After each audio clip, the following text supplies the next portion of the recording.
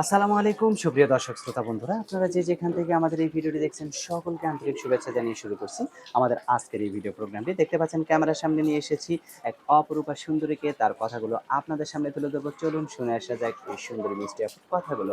আসসালামু আলাইকুম আপু, ওয়ালাইকুম সালাম। কেমন আছেন আপনি? আছি ভাইয়া কোনো রকম। আপনার নাম কি আপু? সুমাইয়া।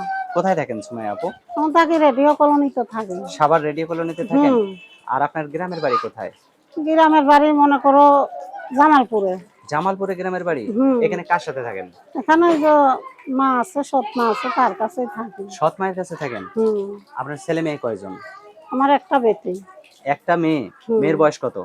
মেয়ের বয়স মনে করো 7-8 বছর। 7-8 বছর হয়ে গেছে। হুম। জামাই থেকে আলাদা হয়েছেন কত বছর আগে? সতীনালা ঘর, তার মধ্যে নিশা খরচ দেয় না। আচ্ছা। তো জামাই থেকে আলাদা হয়েছেন কত বছর আগে?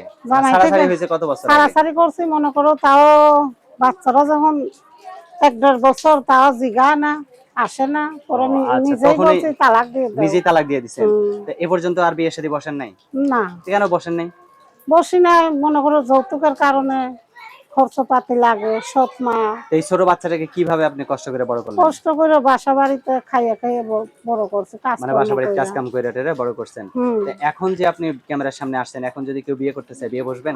হ্যাঁ, ইনশাল্লাহ। কেমন মানুষ হলে বিয়ে বসবেন? তাতে অসুবিধা নাই। মানে সে কেমন মানুষ হলে বিয়ে বসবেন? মনে করো বয়স্ক হইলেও সমস্যা নাই, যদি পর্দা ভাজা রাখতে পারে, নামাজ পড়াইতে পারে, ভালো ভাজা, যৌতুক ছাড়া পাশে খাড়া, গরিব গুলা হুম মাইনালে, হুম হুম। সেরকম একটা মানুষ হইলেই হবে। আচ্ছা, তাকে যদি আবার কখনো ভুলে যান? না না না।